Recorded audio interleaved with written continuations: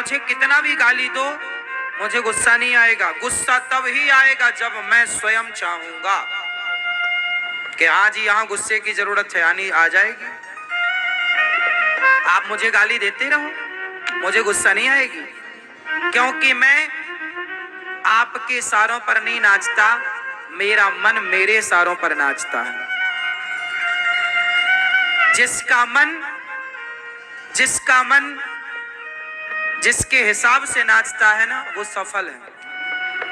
आपका कंट्रोल आपके बेटे पर बाद में बने, आपका कंट्रोल आपकी पत्नी पर, परिवार पर बाद में बने, पर आपका कंट्रोल आपके मन पर पहले होना चाहिए। यदि है तब तो आप जितेंद्रिय हैं। हमारा देश, हम किसी राजा महाराजा को जीतने पर विश्वास नहीं करते, हम किसी राजा को नहीं जीतना चाहते, हम भारतीय हैं, हम अपने मन को जीतना चाहते हैं। पूछो उन राजाओं से जिन्होंने सैकड़ों राजाओं को जीता, पूछो उन राजाओं से कि क्या तुमने सैकड़ों राजाओं को जीत कर भी क्या तुमने अपने मन को जीता? और मन को नहीं जीता तो सैकड़ों राजाओं को जीत कर भी आप दुखी ही रहेंगे। सुखी व्यक्ति तब होगा जब अपने मन को जीतेगा। इस संसार में सुखी वही हो सकता है जिसने अपने मन को जीता हो। और जीतना मतलब कंट्रोल। जब आप चाहेंगे तब क्रोध आएगा, जरूरत पड़ने पर लोभ आएगा, वरना लोभ नहीं। 1 करोड़ रुपया किसी का पड़ा हो, मैं कभी उस पड़े हुए पैसे की ओर, पड़ा हुआ सोना हो, कुछ भी मैं कभी देखता नहीं। उठाने की तो छोड़ो, देखता भी नहीं। जो मेरी कमाई का है, मेहनत का है, वो 1 रुपए क्यों ना हो, वो मेरे लिए बड़ा है। पर व्यर्थ का करोड़ों पड़ा हो, मेरे लिए माटी है। लोभ हो, अपने पैसे का हो, अपने मेहनत के पैसे का लोभ हो, भाई ये मेरा है, मेरी मेहनत का है, ये मेरा है।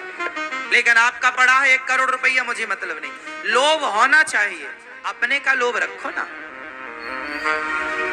कंट्रोल मन होगा, कंट्रोल में मन होगा तो ये स्थितियां उत्पन्न होंगी। मन कंट्रोल केवल अपने पति और अपनी पत्नी को देखकर ही मन में काम का संचार हो। किसी और स्त्री को, हमारे गुरुजी एक दिन बता रहे थे कि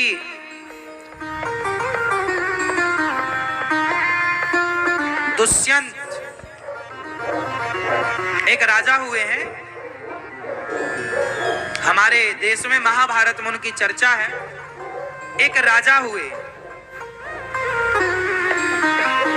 दुष्यंत, उन्होंने जंगल जब गए, वो जंगल, तो वहां एक संत जी की कुटिया, देख बहुत कितनी गहरी बात बोलूंगा, आप समझ लेना। एक राजा थे दुष्यंत, वो जंगल गए और जंगल में रास्ता भटक गए, तो उन्हें एक जंगल के अंदर कुटिया पर एक सुंदर सी कन्या दिखाई पड़ी, शकुंतला। क्या नाम था? शकुंतला। तो जब शकुंतला वो संत की कुटिया में थी, बहुत सुंदर थी। तो राजा दुष्यंत, राजा ने जब उस कन्या को देखा, तो राजा के अंदर ना उस कन्या को देख करके काम का संचार हो गया, मतलब वासना जाग गई।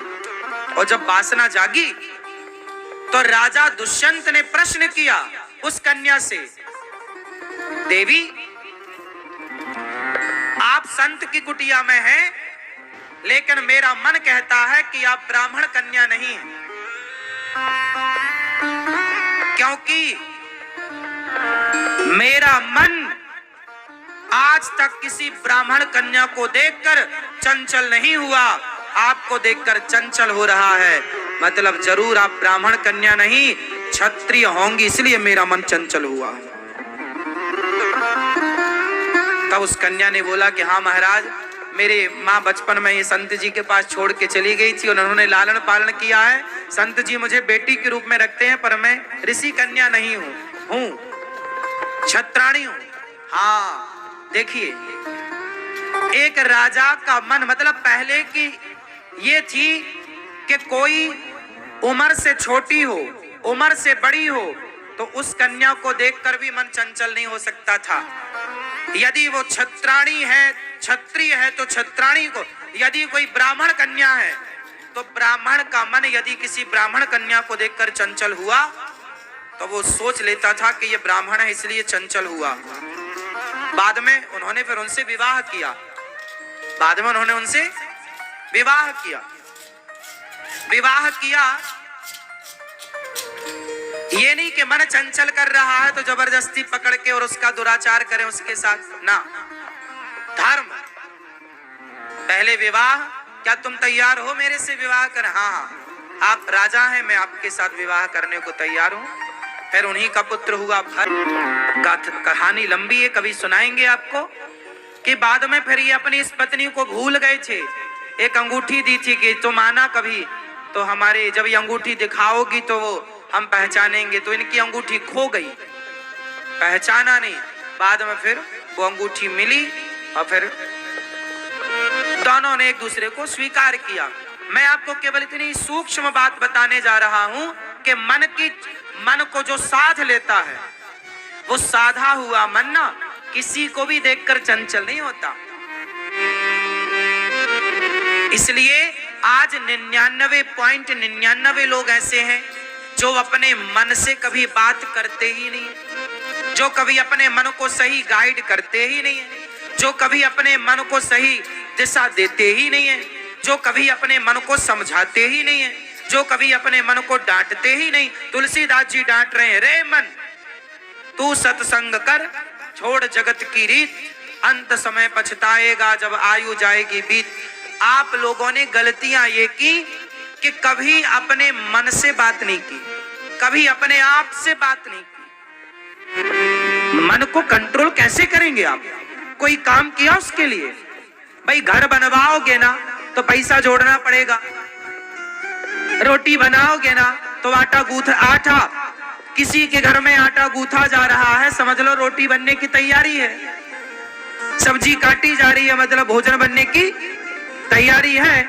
हाँ, अब आप ये बताओ कि आपने मन को कंट्रोल करने की कौन कौन सी तैयारियां करी हैं? बताओ जरा अपनी तैयारी, क्या क्या आपने अपना वर्क किया है, मन को बस में करने का क्या क्या काम किया, कहां से स्टार्ट किया, अभी तक कितना काम हो चुका, हिसाब दो। कुछ नहीं हुआ।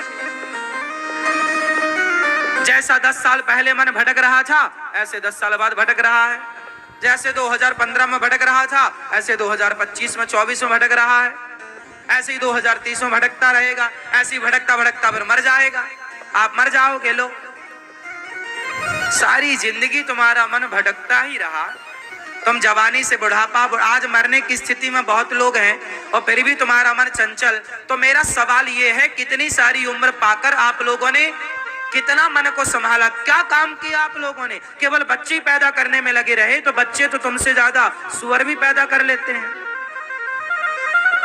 धन ही जोड़ने में लगे रहे तो धन तो वैश्या तुमसे ज्यादा जोड़ लेती है। घर ही बनवाने में लगे रहे तो तुमसे बेहतर घर तो चिड़िया घोंसला बढ़िया वाटरप्रूफ बनाती है। भाई तुमने इतने समय तक किया क्या? आज तुम्हारी उम्र 80 साल को होने को आई, 70 साल होने को आई, 60 साल होने को आई। बताओ तुमने मन पर कितना वर्क किया, काम किया, कितना साधा अपने मन को? केवल खाया, सोया और बच्चे पैदा किए। खाना, सोना, बच्चे, और समय मिला तो प्रपंच, उसका ऐसा, उसका ऐसा, इसका वैसा। ये समय आपका गुजर रहा है। मेरी माँ, हम जो बातें कह रहे हैं वो आपके समझ से भी परे है, शायद आप में से कोई समझा हो। मन को साधने के लिए आपको समय निकालना पड़ेगा, अपने मन से आपको बात करनी पड़ेगी, अपने मन को आपको समझाना पड़ेगा। जैसे किसी को शुगर की बीमारी है तो उसे समझाना पड़ता है ना कि अब शक्कर नहीं खाना, अब चाय नहीं पीना, अब रबड़ी नहीं खाना, खाओगे तो शुगर बढ़ जाएगी, मर सकते हैं। समझाता है ना वो, अब नहीं करना, मीठे से दोस्ती। क्यों जी? समझाएगा मन को तो बचेगा, वरना मर जाएगा। ऐसा ही है, एक जगह आपने मन को समझाया, अभी बहुत सारा मन को समझाना बाकी है। तो आज से कितने लोग अपने मन से बात करेंगे? क्या बात करोगे? क्या बात करोगे आप बैठे बैठे? हाँ? मन को कैसे भगवान में लगाया जाए? चलो रीढ़ की हड्डी सीधी करो,